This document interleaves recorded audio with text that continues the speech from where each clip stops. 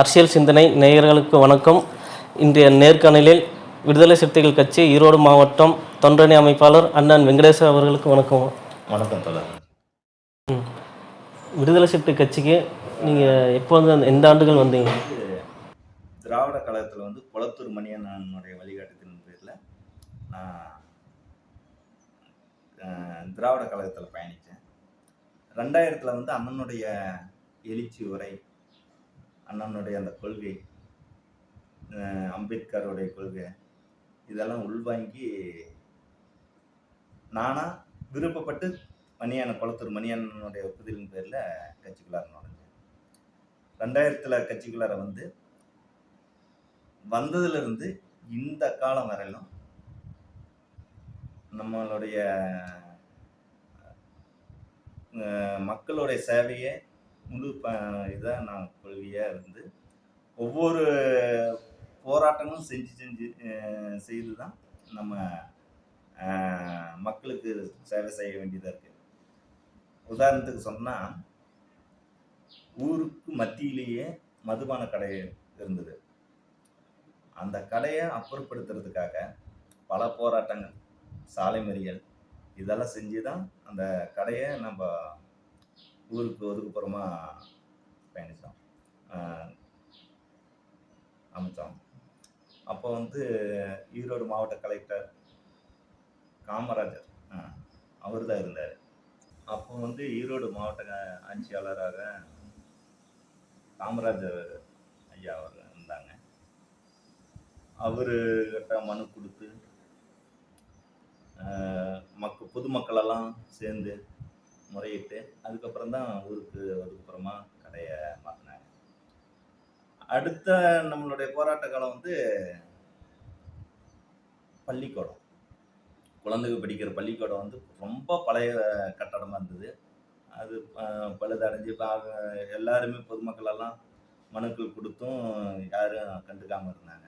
ஒரு தடவை ஒரு ரோடு கீழே குழந்தை கால் மேலே விழுந்து கால் காயமாயிடுச்சு.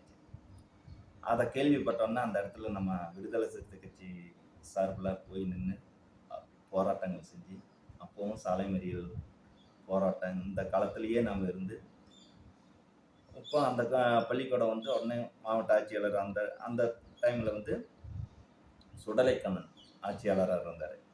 அவர் முறையிட்டு புதிய கட்டடத்தை கட்டி கொடுக்கறதா உறுதி கொடுத்து கட்டியும் கொடுத்தாரு. அவர் இலவச வீட்டுமனை பட்டா இதெல்லாம் நம்ம போராட்ட காலத்திலேயே தான் இருந்துக்கிட்டு இருக்கிறோம். நம்ம வந்து மக்களுக்கு சேவை செய்யணும். இந்த இலவச வீட்டுமனை பட்டா நம்ம தாழ்த்தப்பட்ட மக்களுக்கு வந்து கூடக்கூடிய அந்த சலுகைகள் எதுவுமே நம்மளுக்கெல்லாம் கிடைக்கிறதில்ல. நாம்பளா போராடி தான் நம்ம வாங்குற நிலையில தான் இன்னமும் இருந்துக்கிட்டு தான் இருக்கிறோம். குறிப்பாக சொன்னால், உலகோட ஆதிதிராவிடர் காலனியில் வந்து 60 ஆண்டு காலமாக அந்த மக்கள் வந்து 52 குடும்பம் குடியிருந்துகிட்டு இருக்கிறாங்க. அவங்களுக்கு இது வரல ஒன்றும் பட்டா கிடைக்கல. அந்த பட்டா வேண்டி ஆர்ப்பாட்டம், சாலை மறியல், முற்றுகை போராட்டம் எல்லாம் செய்தும் இன்னும் செவி சேர்க்காமையே இருந்துகிட்டு இருக்குது இந்த வருவாய்த்துறை.